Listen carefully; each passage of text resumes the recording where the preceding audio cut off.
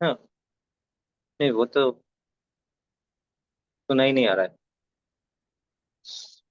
Laptop में आवाज इतना है। हो जाए। हरे कृष्णा। आप हरे सभी का एक बार फिर स्वागत है। हम यहाँ पे एकत्रित होते हैं भगवत गीता भगवान का गीत, जो भगवान ने हमें अर्जुन के माध्यम से बताया था, और वो हम समझने का प्रयास कर रहे हैं, और वो समझना ही नहीं है, उसे हमें अपने जीवन में उतारना भी है। तभी हमारी प्रगति होगी, आध्यात्मिक और भौतिक दोनों। और ये हमारी प्रगति हो, इसीलिए हम सबसे पहले शुरू करते हैं प्रेयर से। हरे कृष्णा। हरे कृष्णा। ओम अज्ञानतिमिरान्धस्य अज्ञानतिमिरान्धस्य ज्ञानाञ्जलं शलाकया ज्ञानाञ्जनशलाकया चक्षुरुन्मीलितं येन तस्मै तस्मै श्रीगुरुवे श्रीगुरुवे नमः। नमः। श्रीचैतन्यमनोभीष्टं श्रीचैतन्यमनोभीष्टं स्थापितं येन स्थापितं येन भूतले भूतले स्वयं स्वयं रूप रूप कदा कदा मह्यं मह्यं ददाति ददाति स्वपदान्तिकम्। स्वपदान्तिकम्।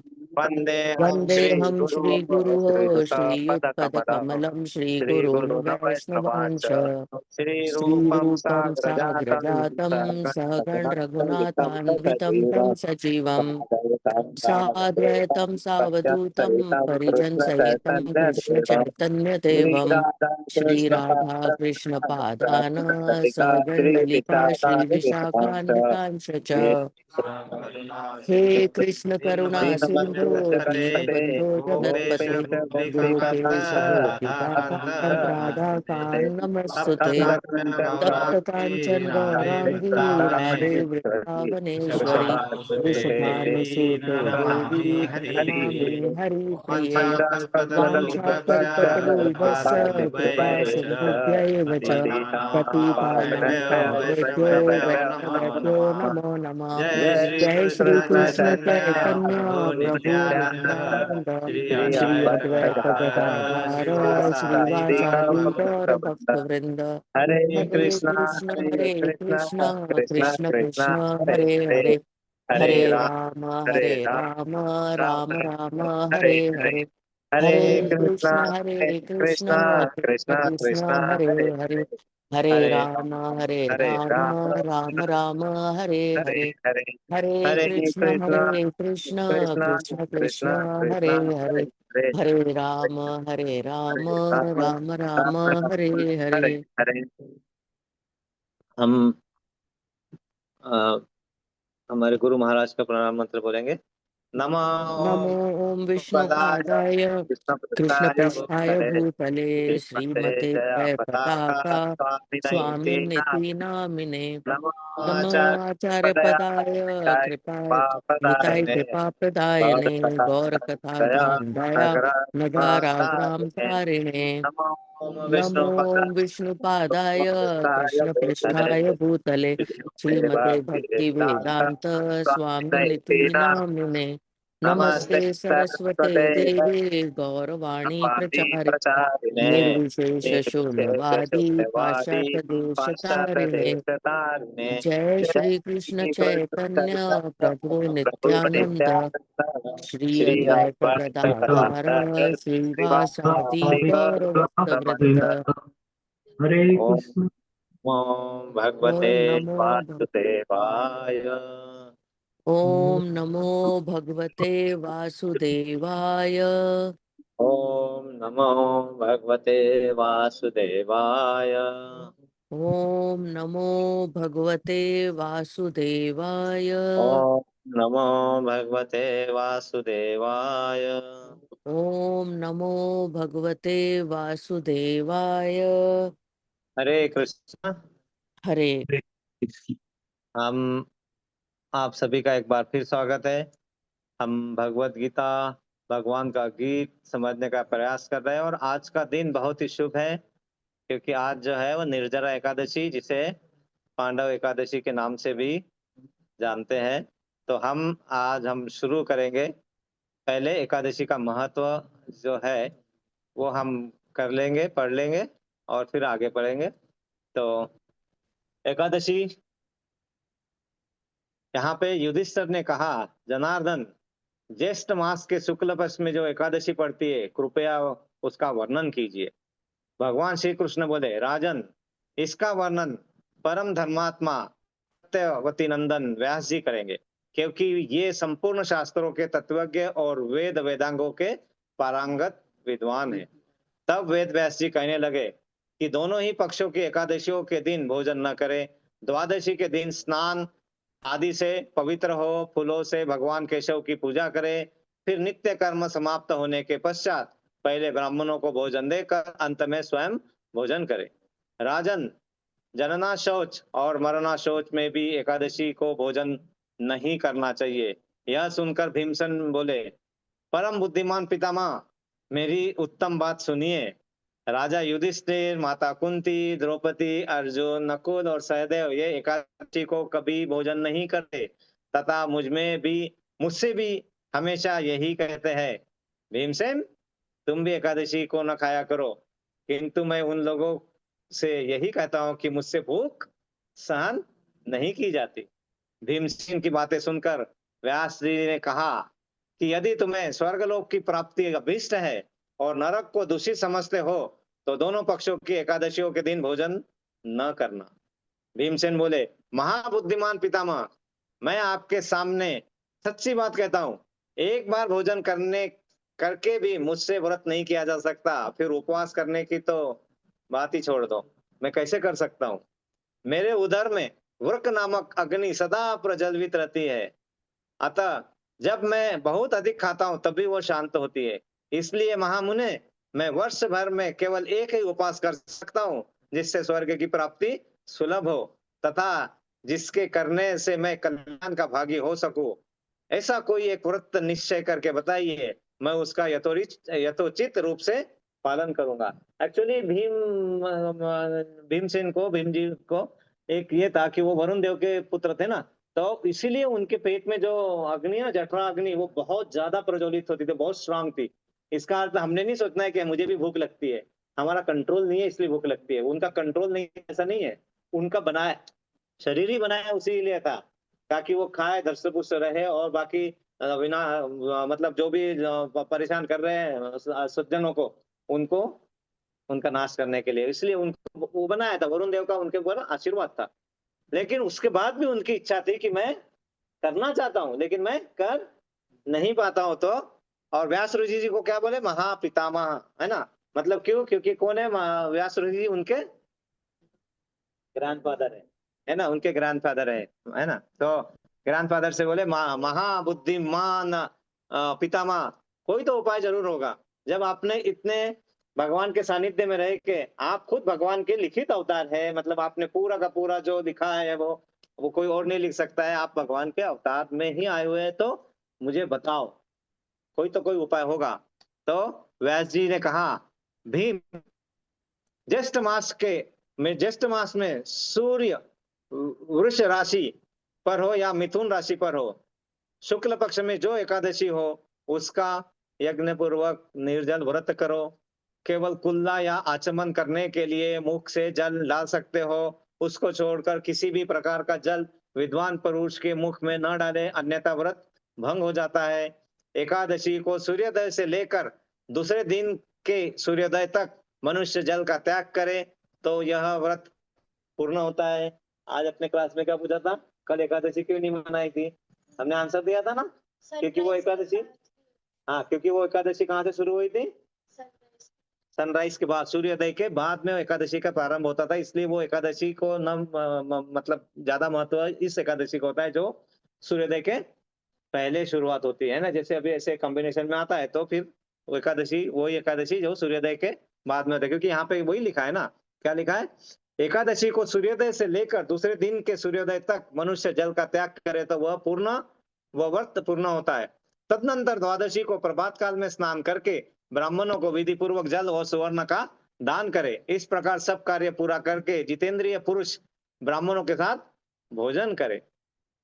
वर्ष भर में जितनी एकादशियां होती है उन सब का फल निर्जला एकादशी के सेवन से मनुष्य प्राप्त कर लेता है, इसमें तनिक भी संदेह नहीं है।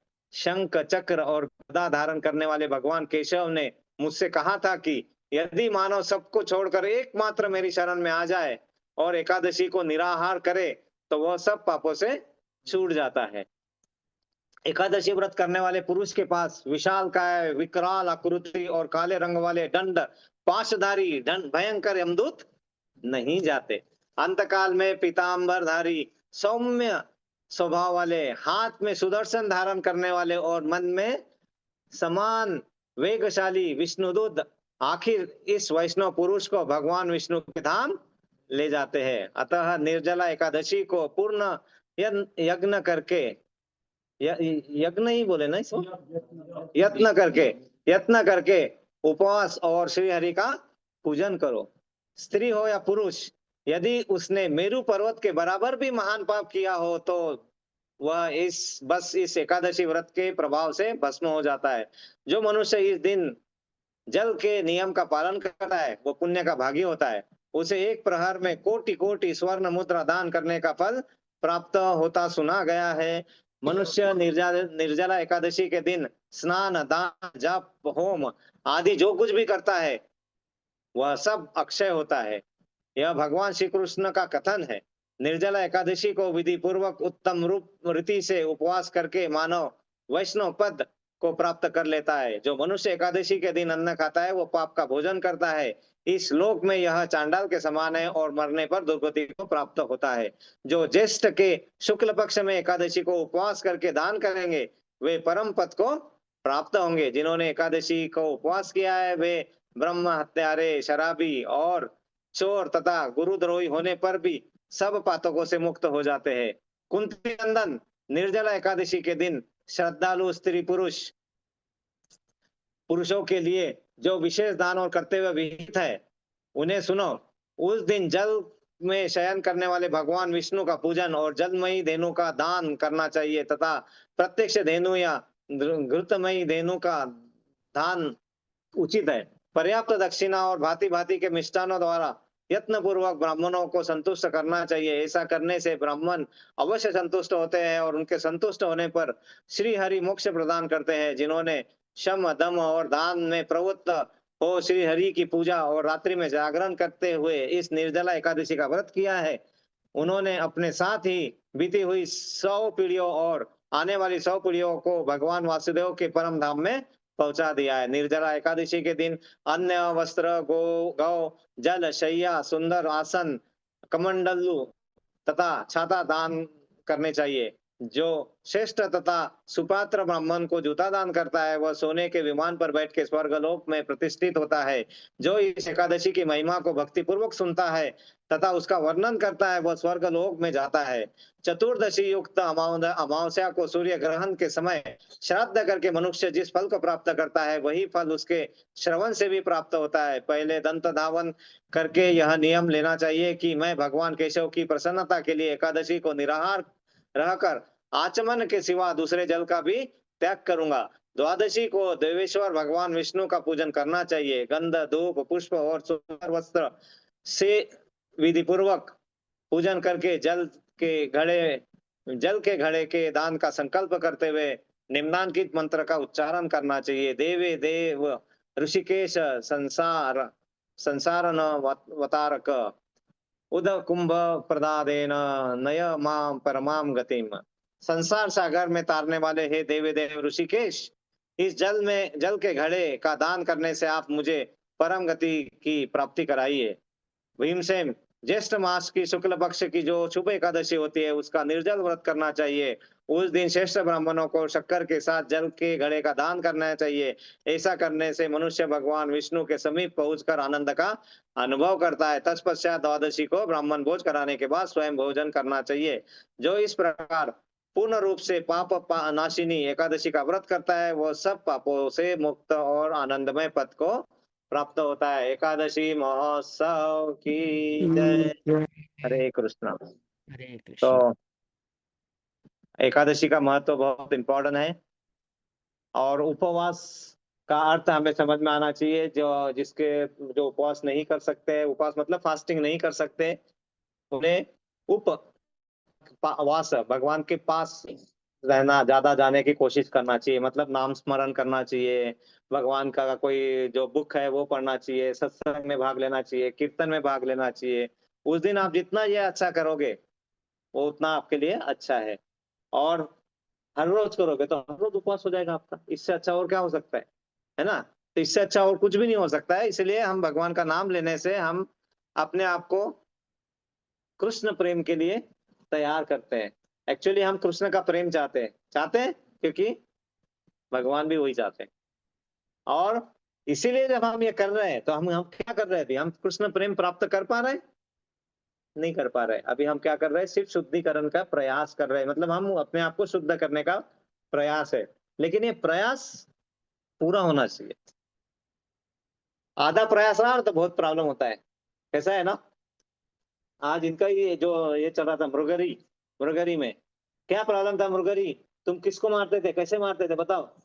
हिंदी में बताना है या कुछ ऐसा? हाँ, कोशिश करना है। हाँ, ठीक हो?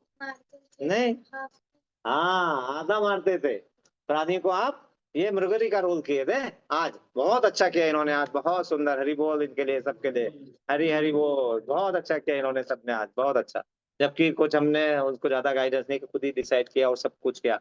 और नारद मुनि वगैरह बन के आए थे। हाँ, पूरा नारद मुनि में बन के आए थे। वो परीक्षित महाराज, परीक्षित नाम है उसका।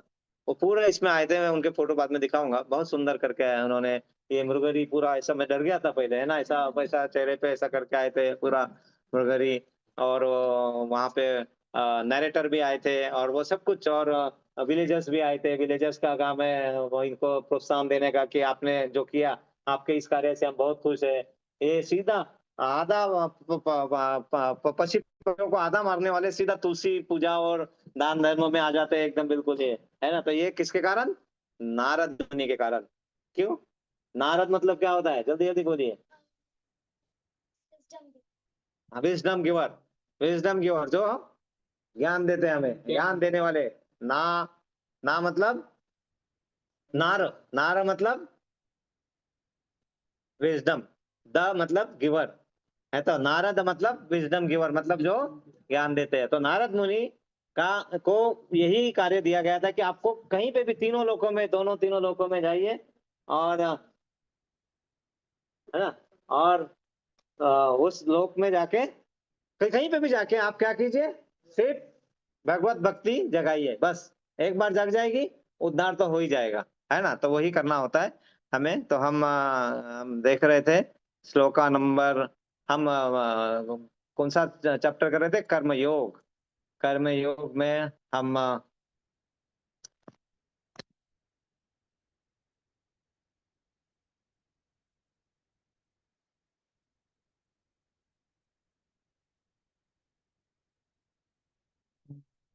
हरे कृष्ण।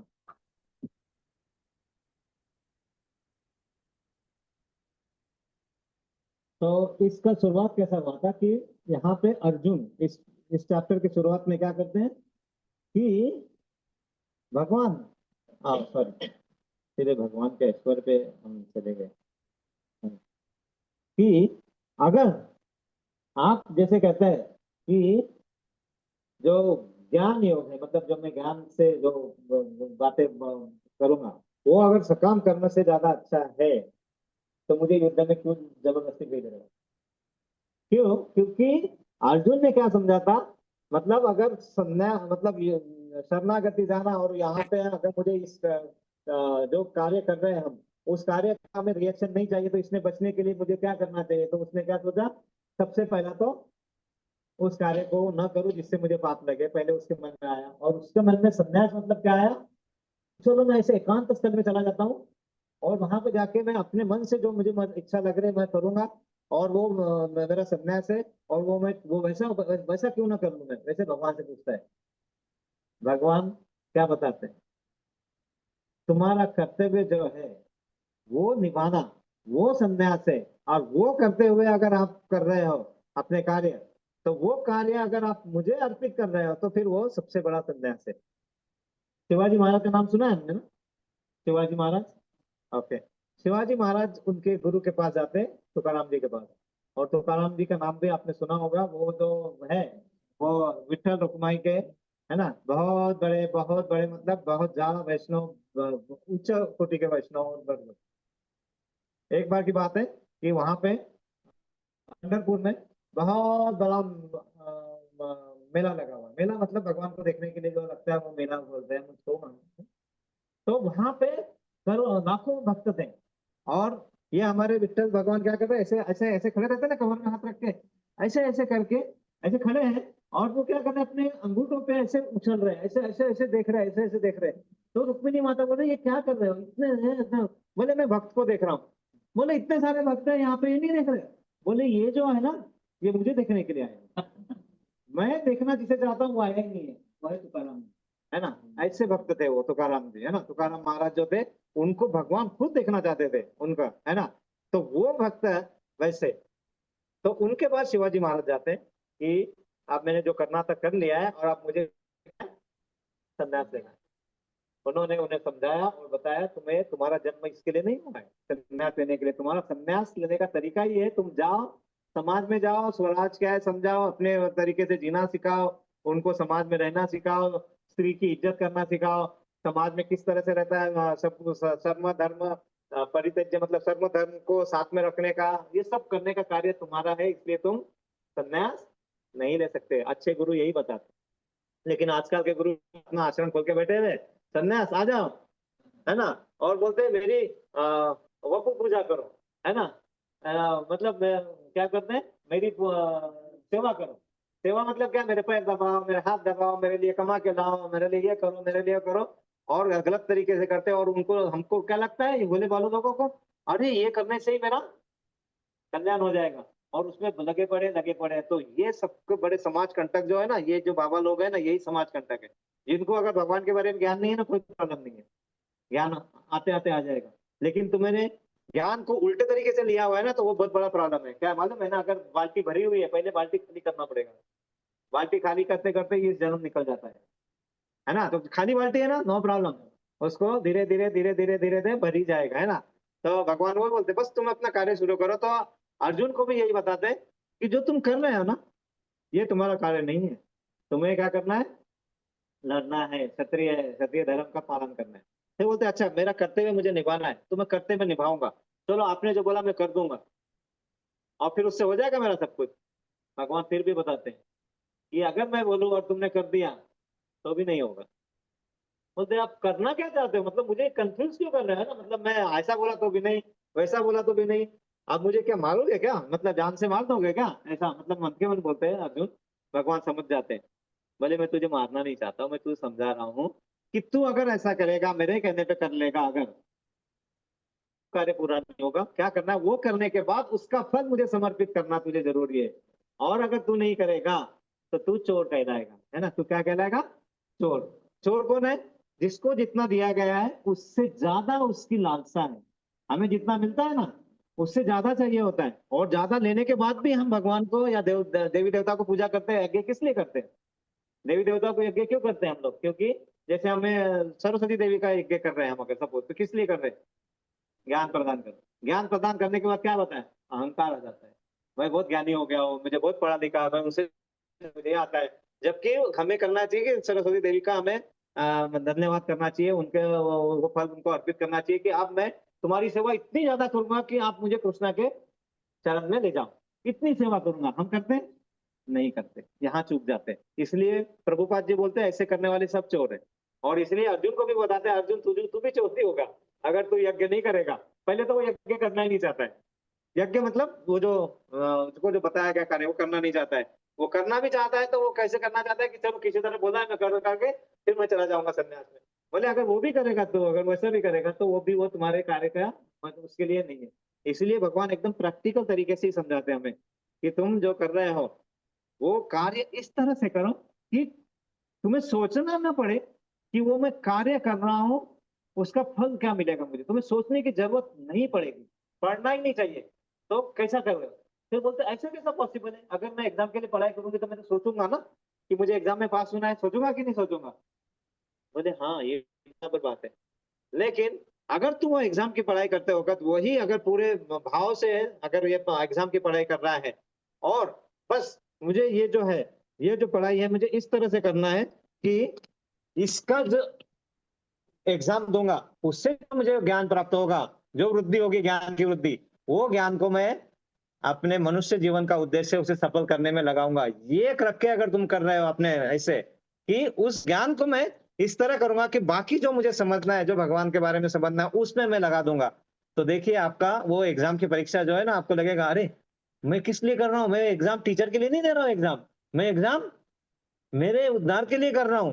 तो अपने आप तुम्हें लगेगा अरे अच्छा ये समझना है मुझे, ये है, चलो नो प्रॉब्लम, अब भी कर लेता हूँ मैं भी।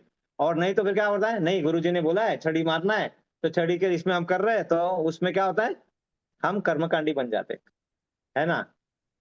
कर्मकांडी और कर्म योगी में यही डिफरेंस होता है। कर्मकांडी मतलब हम कार्य करते हैं, अच्छे कार्य करते हैं, ऐसा नहीं है। कर्मी लोग कर्मी है, वो कार्य अच्छे करते हैं, लेकिन क्या करते हैं, वो उसका फल की प्राप्ति अपने लिए सोचने चालू कर देते हैं। इसलिए हम कर्मकांडी बन जाते हैं ना, कि अभी मैं कर रहा हूं ना, तो ये इसका फल मिलना चाहिए, बिल्कुल फल ऐसा बोलना चाहिए, इसका फल अच्छा हो या बुरा हो वो सब मैं कृष्णा को अर्पित कर देते हैं ना। तो वो अगर हमारे मन में भाव आ जाता है, तो अपने आप क्या होता है, हमारे जो कार्य है वो सकाम कार्य में निष्काम कार्य में कन्वर्ट चालू हो जाते हैं, सकाम कर्म से। तो हम वही देख रहे थे, वहां पे थे हम, हमने देखा था कि श्लोका नंबर 24 देखा था, क्या था, हाँ, यदि मैं श्लोका नियत कर्म न करूं तो ये सारे लोग नष्ट हो जाए, तब मैं अवांछित जन समुदाय वर्ण संकर को उत्पन्न करने का कारण हो जाऊंगा, और इस तरह संपूर्ण प्राणियों की शांति का विनाश बनूंगा। अर्जुन को बहुत सारे डाउट थे, मालूम है ना, क्या क्या डाउट थे। सबसे पहला क्या था, अर्जुन को क्या लग रहा था, मुझे युद्ध हाँ? नहीं करना है, युद्ध नहीं करना है। ओके, क्यों नहीं करना युद्ध? क्योंकि वो अपने संबंधी आपसी संबंधियों को मारकर राज्य हासिल नहीं करना चाहता था। ओके, तो वो समझ रहा था सबसे पहले, मैं शरीर नहीं हूं, मैं मैं सॉरी मैं आत्मा नहीं हूं, मैं मैं आत्मा नहीं हूँ, शरीर मैं हूं, इसलिए शरीर वो हूँ। सब शरीर को मारने की बातें कर रहा था। दूसरा, हाँ, चलो वो बोला, दूसरा एंजॉयमेंट, मतलब ये सब करने के बाद अगर मैं जीत भी जाऊं और मैं राज्य मिल भी जाए, तो मैं किसके साथ एंजॉय करूंगा। मतलब वो अभी भी मटेरियल लेवल पे ही सोच रहा था कि इसके बाद में एंजॉय करने के लिए मुझे यही लोग चाहिए, एंजॉयमेंट, है ना। उसके बाद में क्या है, उसके बाद क्या देख रहा था कि वहां पे, यहाँ पे बताए कि अगर मैं युद्ध करूंगा और सब मारे जाएंगे, तो क्या होगा कि समाज में जो भी रूढ़ी प्रथा चले आ रही है ना, सब भ्रष्ट हो जाएगी। क्यों? क्योंकि यहाँ पे जो युद्ध स्थल में है, कौन कौन है अभी, सब पूरे ये महायुद्ध से बड़ा था, विश्व युद्ध से बड़ा था। तो यहाँ पे सब घर के बड़े बूढ़े बुजुर्ग सब कोई वहां पे थे, या इधर कौरवों के साइड में या पांडवों के साइड में। जब ये मर जाएंगे तो वहां पे समाज में ये बताने वाले कि क्या अच्छा करना है, क्या बुरा करना है, मतलब समाज का ये घर का मुखिया होता है ना, वो बताते कैसे अच्छा करना है। तो ये नहीं होगा तो फिर क्या होगा, अवांछित संतानें पैदा होगी। अवांछित संतान को वर्ण संकर संतान कहते हैं ना। वैसे उत्पन्न शुरू होगा। तो अर्जुन ऐसा बोलता है कि ऐसा करूंगा तो फिर ये होगा। आखिरी में बोलता है, अब मैं तो गया काम से, मेरा दिमाग चकरा रहा है, मुझे कुछ समझ में नहीं आ रहा है। उसका सेकंड चैप्टर का नाम, वो फर्स्ट चैप्टर का नाम ही था डाउट, है ना, DOUT, है ना। लेकिन उसमें भगवान उनको अभी अपने कर्म योग में क्या बताते भगवान, दो बताते, क्या, स्वधर्म और नित्य धर्म। स्वधर्म और नित्य धर्म। स्वधर्म मतलब क्या, जो अपने लिए, अपने दिन दिन कार्यों के लिए जो कार्य करते हैं, जैसे हमें माता की सेवा करना है तो वो कार्य करना है, मुझे नौकरी जाके कार्य करना है, पैसा कमा के लाना है ना, मुझे जो भी कार्य करते हैं स्वधर्म अपने लिए। लेकिन नित्य धर्म, जो स्वधर्म मतलब शरीर को चलाने के लिए और वो शरीर के रिलेटेड लोगों को चलाने के लिए। नित्य धर्म मतलब क्या है, आत्मा के लिए। आत्मा के लिए, भगवान के लिए जो किया करना कार्य है, वो धर्म इज नित्य धर्म। और हम सब स्वधर्म करते हैं, बिल्कुल, और मन से भी करते हैं। अच्छे लोग हैं, हम सब यहाँ बैठे हैं, मन से करते हैं। लेकिन उसको अगर नित्य धर्म में कन्वर्ट करना है तो वही है, भगवान ने कहा कि फल की आशा मत करो, क्योंकि फल की उत्पत्ति मेरे से होती है। जब तुम फल की उत्पत्ति करने वाले नहीं हो तो फल खाने क्यों आगे आ रहे हो भाई, है ना। तुम कर लो काम, तुम्हें जो मिलना है सब मिल जाएगा, लेकिन फल की अपेक्षा मत रखो, क्योंकि जब अपेक्षा रखते हो तो क्या होता है, घमंडी होते हो, ईगो आता है। ईगो आता है तो फिर ईगो से क्या आता है, घमंड। फिर क्रोध आता है, क्रोध से क्या आता है, फिर है ना, हम भ्रमित हो जाते हैं, है ना। भ्रमित से फिर क्या होता है, फिर बुद्धि भ्रष्ट हो जाती है। बुद्धि भ्रष्ट हो जाएगी तो आप कुछ कर पाओगे अच्छा तरीके से? नहीं।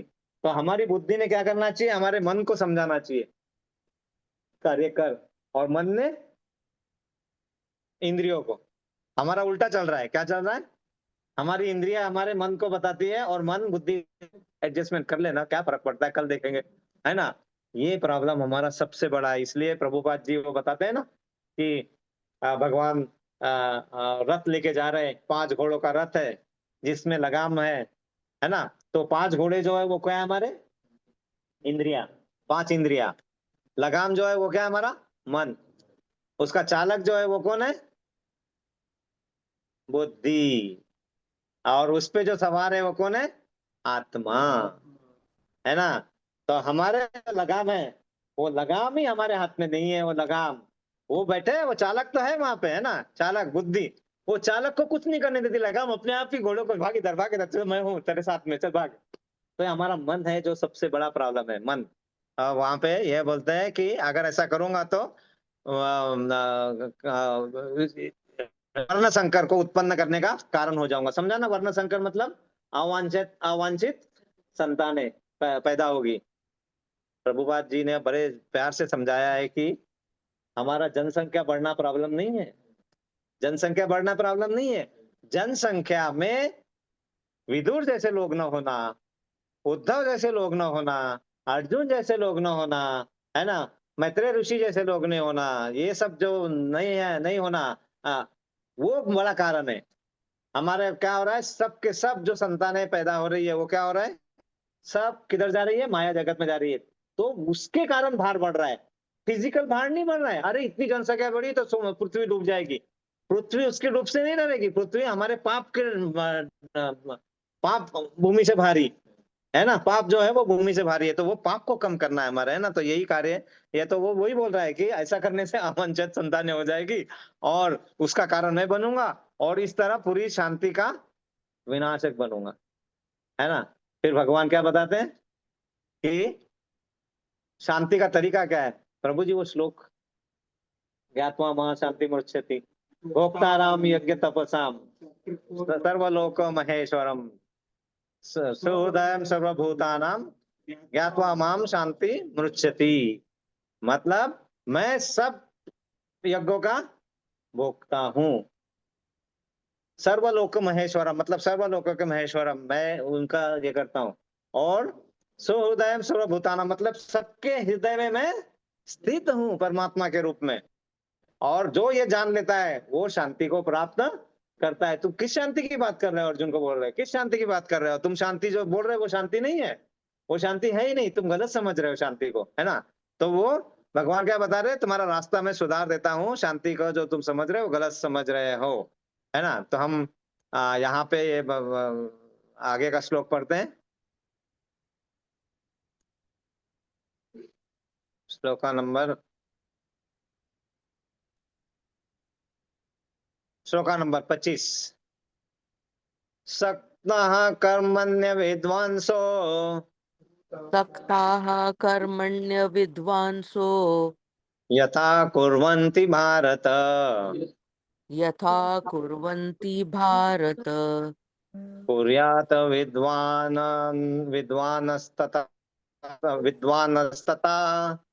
कुर्यान् विद्वान् तथा आसक्त अनासक्त श्री श्री श्रीचकी कुर्लेशक संग्रहम।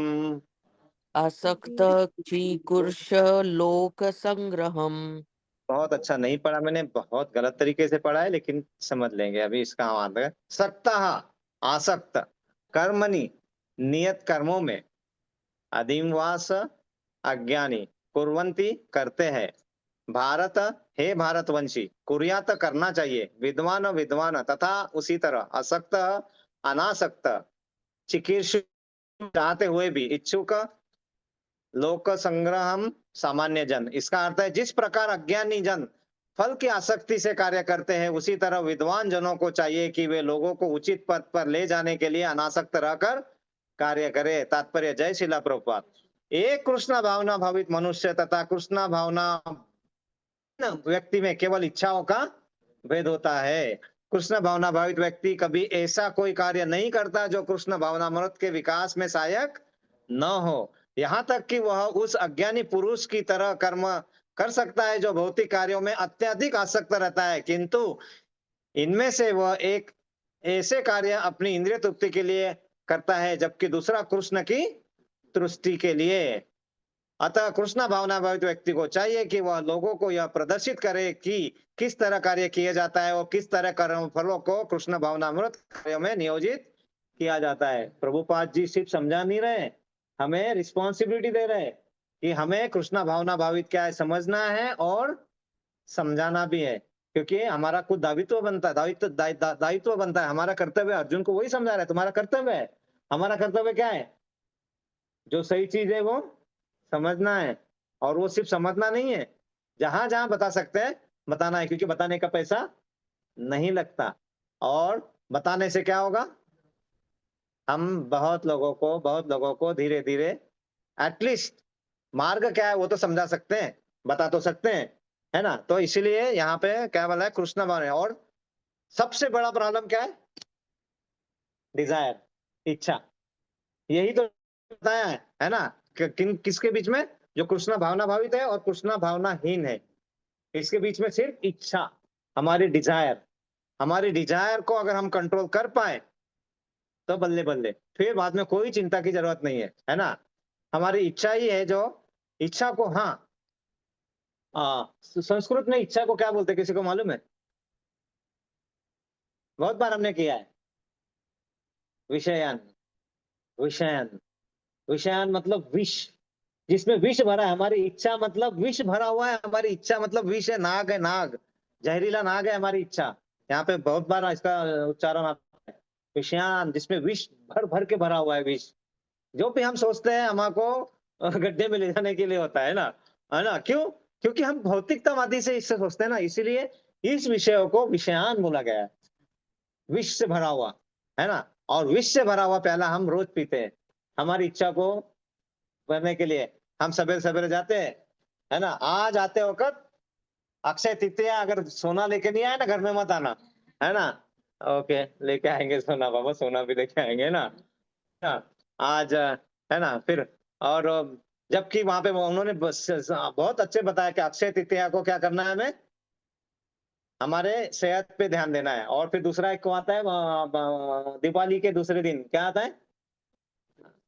कौन से दिन होता है पैसा लेते हैं सोना लेने? धनतेरस। धनतेरस। हाँ, तो उस दिन कौन आते? धनवंतरी भगवान आए थे। क्या आए थे? अपने आयुर्वेद का पात्र लेके आए थे। और हम वो तो देखते नहीं है आयुर्वेद का पात्र की, हमें हमारी हाँ, हम धन लेके अपने मन को और विचलित करके, और फिर विचलित करके रात को नींद नहीं आती, क्योंकि सोना रखा है। अगर वो चोर आ गया तो, और वो आया तो बैंक में रखा है, वो लॉकर, अभी एक न्यूज पढ़ी, लॉकर पड़ा है, लॉकर का पूरा, लॉकर में से पूरा सोना गायब हुआ। बैंक वाले बोलते हैं हम कुछ नहीं कर सकते, आपके कंडीशन में लिखा हुआ है ना। अगर ऐसा कुछ हुआ अनचाहा चीज तो हम कुछ नहीं कर सकते। वो, और फिर वो रात में नींद नहीं आती, तो फिर बाद में सवेरे फिर चिड़चिड़ापन आता है, फिर चिड़चिड़ापन से खाना बनाते हैं, खाना बनाने से फिर हमारा चिड़चिड़ापन आएगा, फिर गुस्सा आएगा, क्रोध आएगा, बुद्धि नष्ट हो गई, गए खड्डे में। हम सब अपने आप आ बैल मुझे मार कर रहे हैं, इसलिए बोल रहे विषय।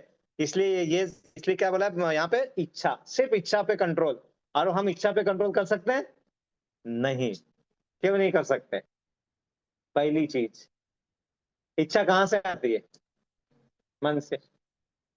मन बहकता कहां से है? पेट से। पेट में क्या जाता है?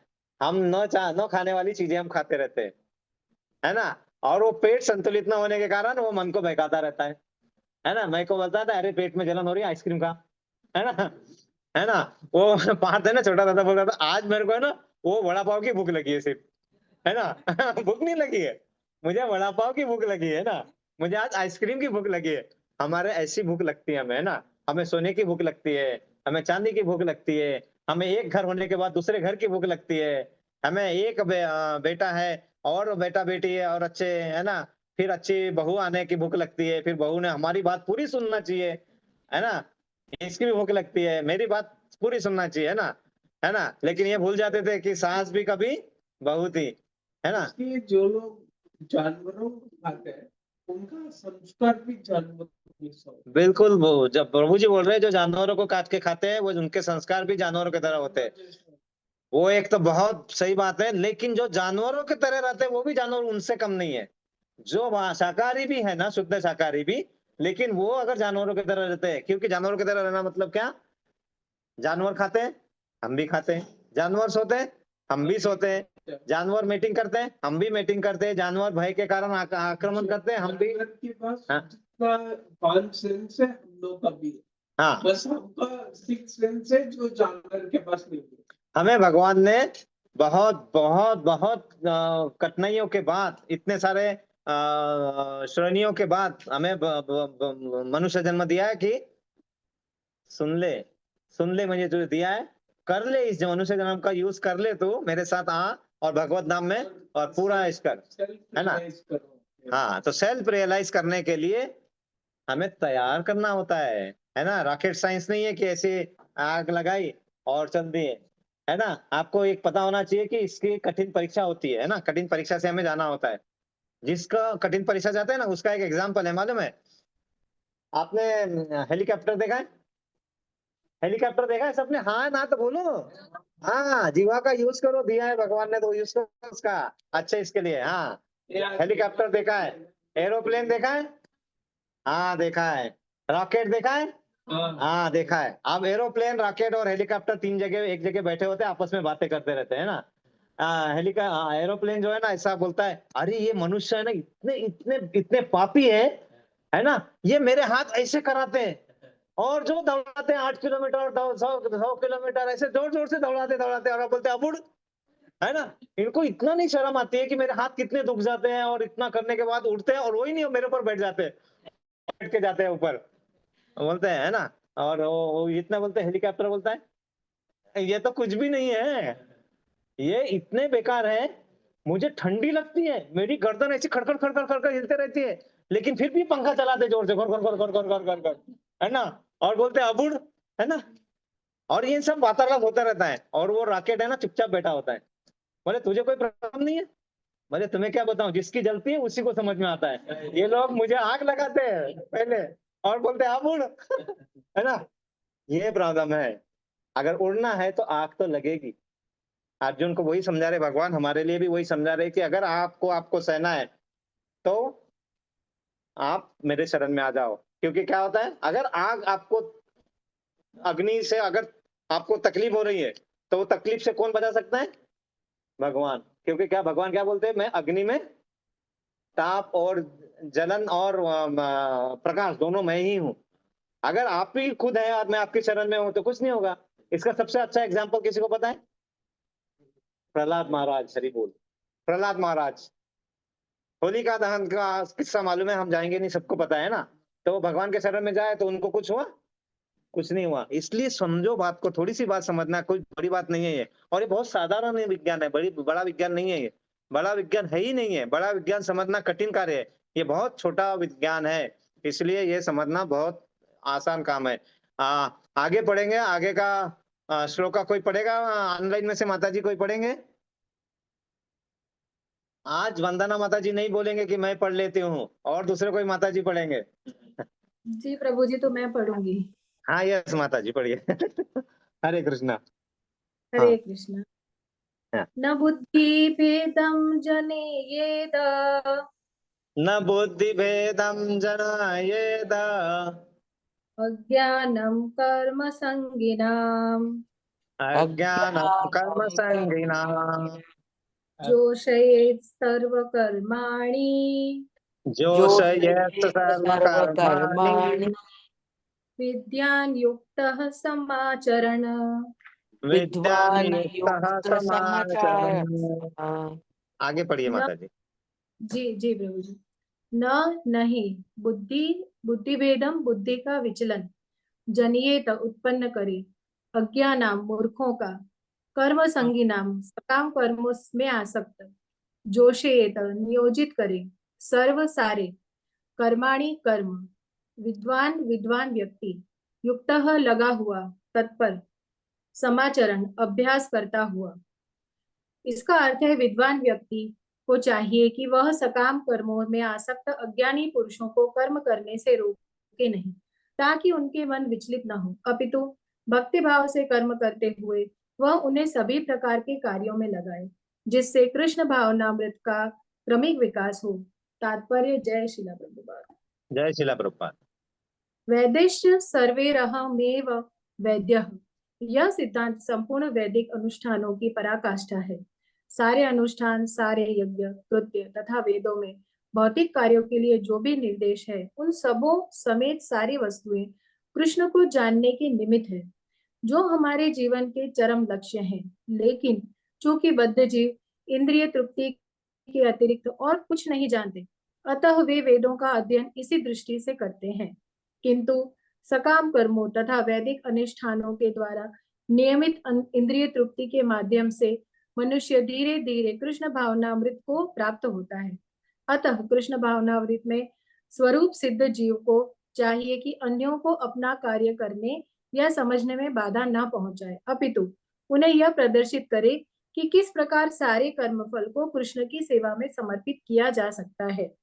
कृष्ण भावना भावित विद्वान व्यक्ति इस तरह कार्य कर सकता है कि इंद्रिय तृप्ति के लिए कर्म करने वाले अज्ञानी पुरुष यह सीख लें कि किस तरह कार्य करना चाहिए और आचरण करना चाहिए। यद्यपि अज्ञानी पुरुष को उसके कार्यों में छेड़ना ठीक नहीं होता, परंतु यदि वह रंच भर भी कृष्ण भावना भावित है, तो वह वैदिक विधियों की परवाह न करते हुए सीधे भगवान की सेवा में लग सकता है। ऐसे भाग्यशाली व्यक्ति को वैदिक अनुष्ठान करने की आवश्यकता नहीं रहती, क्योंकि प्रत्यक्ष कृष्ण भावनामृत के द्वारा उसे वे सारे फल प्राप्त हो जाते हैं, जो उसे अपने कर्तव्यों के पालन करने से प्राप्त होते हैं। हरे कृष्ण। हरि बोल, हरे कृष्णा। बहुत सुंदर है और आज के लिए बहुत जरूरी है ये।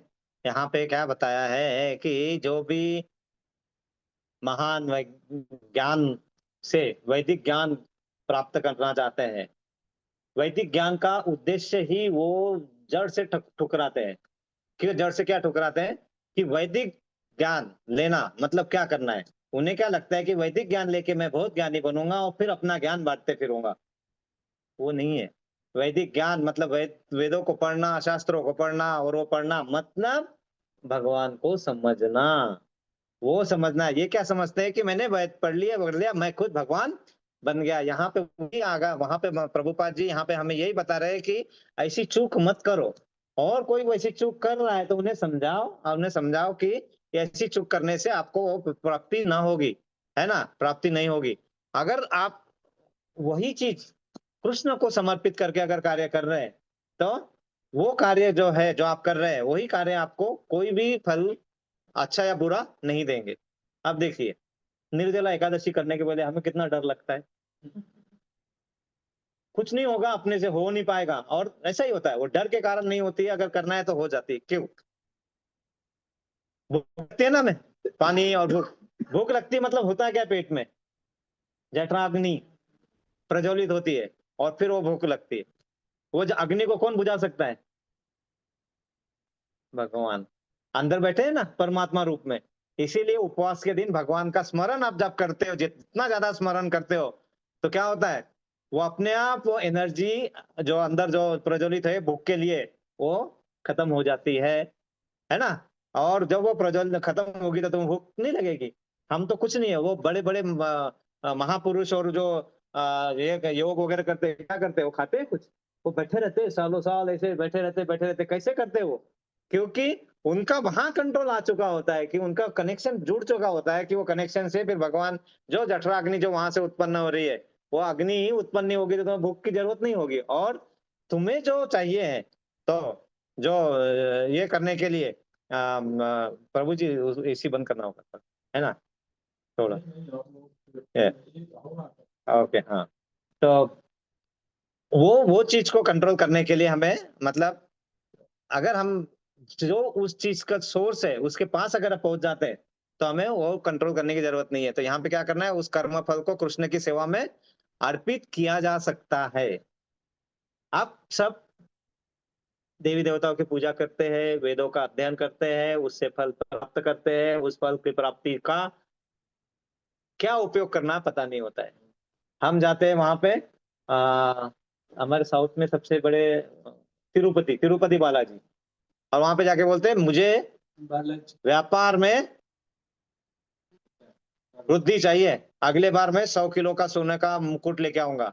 उसे वृद्धि मिलती है, 100 किलो का सोने का मुकुट भी लेके आता है। लेकिन भगवान अंदर से अंदर बोलते हैं कितना मूर्ख आदमी है यार, तू अपने आप गड्ढा खोद रहा है, मैं तुमने मांगा तो मैं तो दे दूंगा, कोई प्रॉब्लम नहीं है, ऐसा है ना, इतना ज्यादा प्रॉब्लम नहीं है मेरे पास, है ना, तुझे चाहिए तो मैं दे देता हूँ, ले ले तू, है ना। तो वो करते हैं हम लोग, है ना। हमें मांगने का इच्छा ही, मतलब हमें का तरीका ही नहीं पता है। हमने मांगना क्या चाहिए? सेवा, सेवा दो, दासन दासन दास, दास के दास बन जाऊं मैं, और मैं सेवा में अर्पित हो जाऊं, ताकि आपके चरण पकड़ लूं, फिर क्या होगा? सीधा गोलक धाम उड़ा के ले जाएंगे मुझे, है ना। हम यहाँ से ऐसे कूदते रहते हैं, ऐसे कूदते रहते हैं, मैं जा रहा हूँ और गिरते रहते हैं, कूदते रहते हैं, गिरते रहते हैं, फिर थोड़ा सा संभलते हैं, फिर कूदते हैं, फिर गिरते हैं, और जब हड्डी टूट जाती है, फिर दूसरों को देखते हैं, उसको कुदाते हैं, तू कूद मेरे लिए, है ना, तू मंदिर जा रहा है ना, मेरे भी नाम से प्रसाद चढ़ा के आना, है ना, तो वो उसको कुदाते हैं। यहाँ पे बोलते किसी को मत खुदा, उनको समझाओ, है ना, ऐसा है।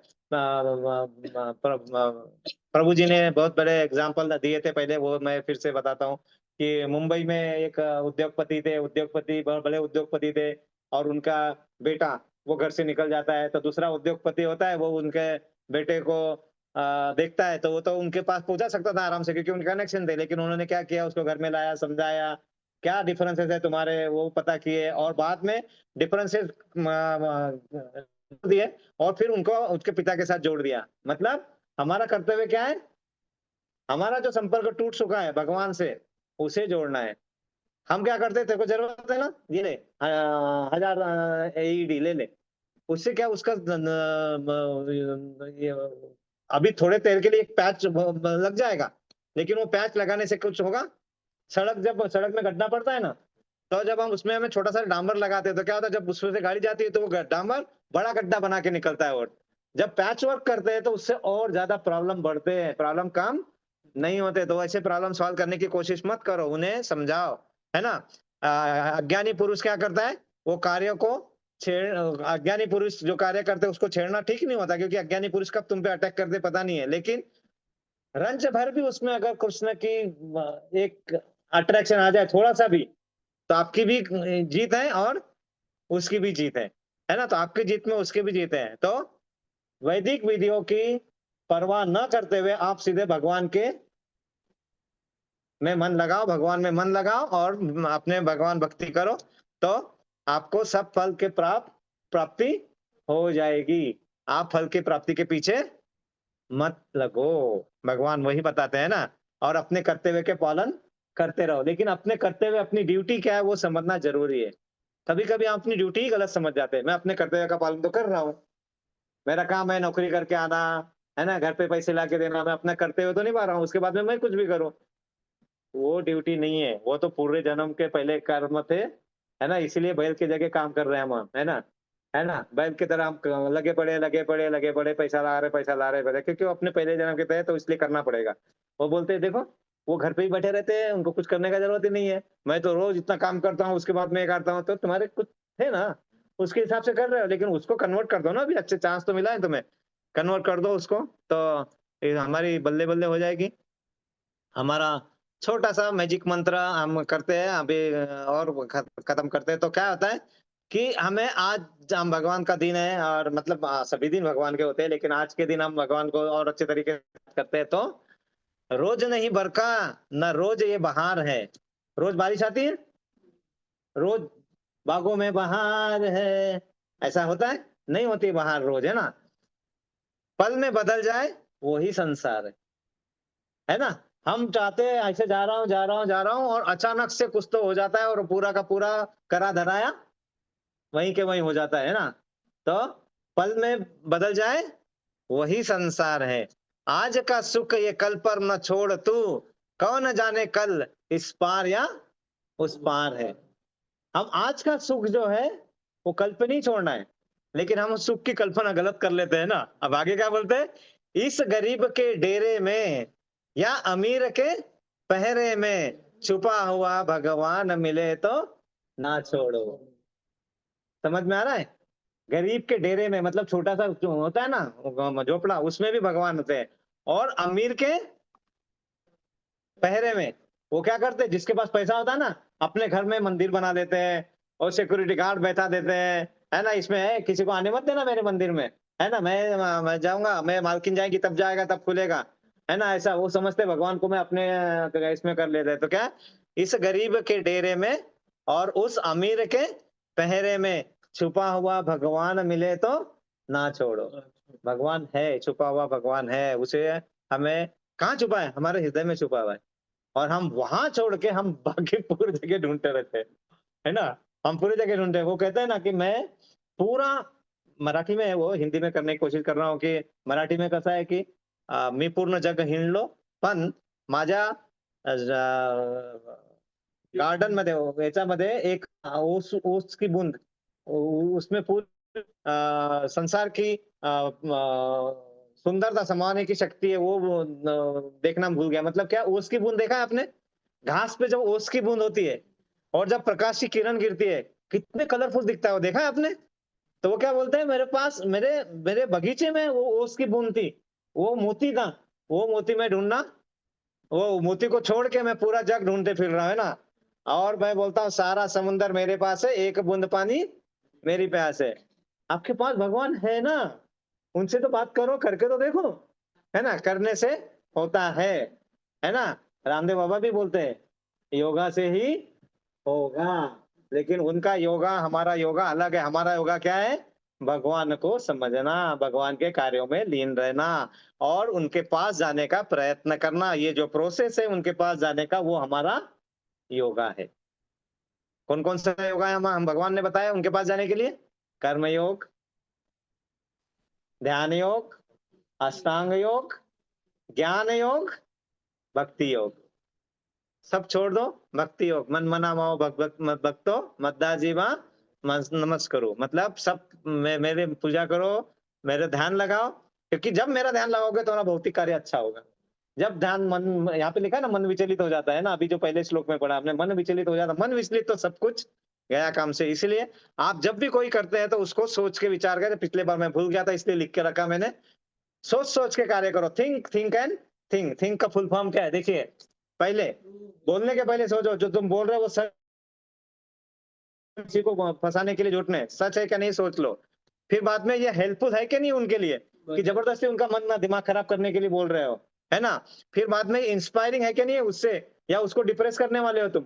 कभी कभी हम जानबूझ के बोलते हैं कि इसको डिप्रेशन में डाल दो, ये डिप्रेशन में जाएगा, मेरी मजा है ना। हम अपने सुखों से, अपने दुखों से दुखी नहीं है, हम उसके सुखों से ज्यादा दुखी है। तो ये सोचो क्या उसके लिए इंस्पायरिंग है क्या नहीं है, नेसेसरी है कि नहीं तुम्हारा बात बोलना, जरूरी है कि नहीं है? जरूरी नहीं है तो भी बोले जा रहे हैं ना। खूब अपनों के रास्ते खोले जा, सुन रहे हैं हम तुम, बोले जा, है ना। ऐसा नहीं होना चाहिए, अपने नेसेसरी होना है। और बाद में के मतलब काइंड, मतलब आप क्या उसको वज्राघात जैसे शब्दों से प्रहार तो नहीं कर रहे हो, ये भी सोचो। हम करते बहुत बार अपने संतान के प्रति, नॉर्मली हम कर लेते, और अपने स्पाउस के प्रति, अपनी है, अपना है इसलिए बोल देता हूँ, मैं बार बार करता हूँ इसलिए मैं बार बार बोलता रहता हूँ, है ना, बार बार। अरे तू तो मेरी है इसलिए तो मैं बोलता रहता हूँ। लेकिन ये जो है ना, काइंड हो या नहीं है, इसलिए है ना, थिंक का एग्जैक्ट ध्यान रखिए। तो ये अगर डेफिनेशन है, और ये डेफिनेशन कहाँ से आती है? भगवान को अगर याद करोगे तो आप किसी से झूठ बोल पाओगे? नहीं बोल पाओगे। किसी को मदद करने है तो भगवान के मन रहेगा तो आप मदद करने के लायक ही बोलोगे, उसके सिवा दूसरा कुछ भी नहीं बोलोगे। भगवान इंस्पायर करेंगे, है ना, कि अच्छे कार्य करने के लिए। वो बुरे कार्य बताएंगे कभी कभी नहीं करेंगे, तो वो इंस्पायरिंग होगा, है ना। जो चीज जरूरी है, नहीं नहीं तू ये मत कर, तू ये काम कर के अच्छा काम कर, काम कर, तू फल की बात मत सोच, तेरे को सब हो जाएगा अच्छा, ये समझाना, ये इंस्पायरिंग है और नेसेसरी है ना। और फिर काइंड होना चाहिए तुमने। तो हरे कृष्णा, मैं यहाँ पे हम अब आज रुकना चाहेंगे, और आप सभी यहाँ पे जुड़ते हैं, किसी को कहना है, कुछ कहना है, ये है, बहुत सारे भक्तगण हैं यहाँ पे। मुझसे जो भी अगर मैंने कहा है, अगर कुछ हुआ है गलती, तो वो मेरी खुद की गलती है, मुझे क्षमा। और कुछ थोड़ा बहुत अच्छा गया है तो आज एकादशी के दिन भगवान के माध्यम से जो भी हमारे मन में अच्छा गया उसको अच्छा रखिए, बुरा को मत सोचिए। बुरा को निकालने का काम कौन कर देंगे? अच्छाई करेगी। जब अच्छाई अंदर जाएगी, बुराई को अपने आप निकाल देगी। हम पूरा काम बुराई को निकालने के लिए करते हैं और फिर फंसते जाते हैं। मत करो, अच्छाई को डालो, बुराई अपने आप निकलेगी। हमारा पूरा एनर्जी बुराई को खत्म करने में जाता है। कैसे? उसने वो जो बोला था ना, वो बहुत होशियार समझती है, अपने आप को होशियार समझता है, अपने आप को, है ना, उसका पूरा का पूरा दिन भर उसके बारे में बातें करते रहेंगे, अपनी पूरी एनर्जी वेस्ट। उससे अच्छा हम अपने लिए करते थे तो वो भी होता था, ये भी अच्छा हो जाता था, है ना। तो वहां पे यही है। तो अपने कर्तव्य को अच्छे से निभाइए। कर्तव्यों को वो ड्यूटी भगवान की ड्यूटी समझ के उनके कार्यों में करने के लिए, क्योंकि जो भी दिया है उन्हें दिया है, उन्हीं से आया हुआ है सब कुछ, ये समझ रख के हम आगे बढ़ना चाहिए। और यही हम हमारी सोच रहे आगे बढ़े, इसलिए हम सबके लिए प्रेयर करेंगे। किसी के लिए कोई स्पेशल प्रेयर है?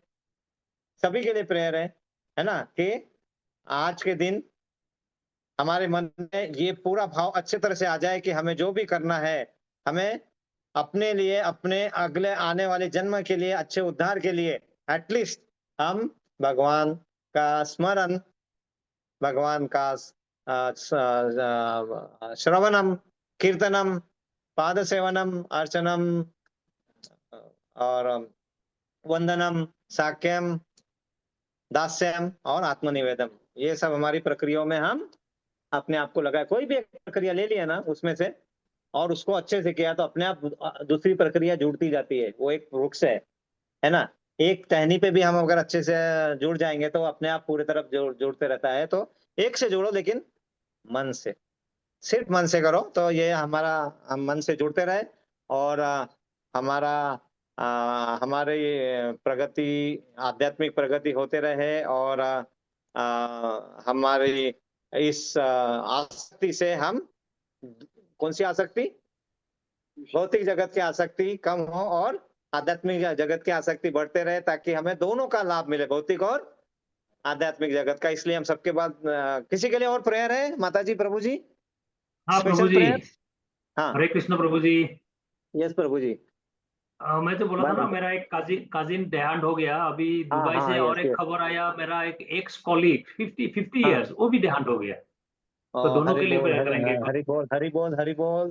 क्योंकि देहांत हुआ है मतलब उनकी इस जगत की जो पीड़ाएं थी वहां से वो निकले, लेकिन उनकी आत्मा को सद्गति मिले और वो अच्छी जगह, उनका इस शरीर से दूसरे शरीर में उनका अच्छे तरह से ट्रांसफर हो जाए। इसीलिए हम प्रेयर करेंगे और हम सभी का सेहत अच्छी हो, ताकि हमारी सेहत अच्छी होके हम भगवान की सेवा में लग सके।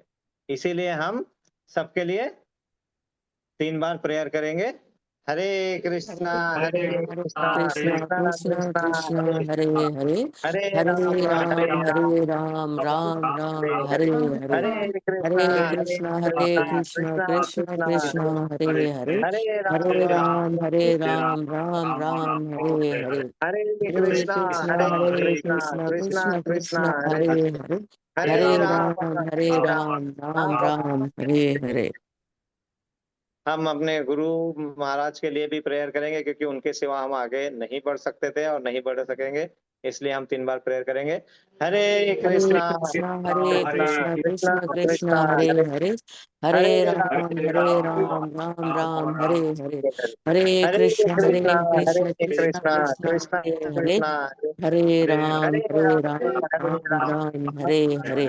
हरे कृष्ण कृष्णा, हरे कृष्ण कृष्णा, हरे कृष्णा हरे, कृष्णा, हरे हरे हरे, राम हरे राम हरे हरे। हरे कृष्णा। वाञ्छा कल्पतरुभ्यश्च कृपा कृपा सिन्धुभैर्वच दुर्गेन्द्र च पतितानां पतितानां पावनेभ्यो पावनेभ्यो वैष्णवेभ्यो वैष्णवेभ्यो नमो नमो नमः। नमः। अनंत कोटि वैष्णवंद की जय, जय गुरुदेव की जय, श्रीला जय प्रभुपाद की जय, जय ग्रंथराज श्रीमद् भगवद गीता की जय, जय। निताई गौर प्रेमानंदे, हरि हरि हरि बोल। हरि सभी बोल। एकत्रित भक्तों की जय जयकार हो। हरे कृष्णा। हरे सभी कृष्णा एकत्रित भक्तों की जय जयकार हो। हरे हरे कृष्णा। कृष्णा सभी एकत्रित भक्तों की जय जयकार हो। हरे कृष्णा। हरे कृष्णा श्री गुरु और श्री गौरांग की जय जयकार हो। जय श्री राम। हरे कृष्णा। हरे हरे कृष्णा।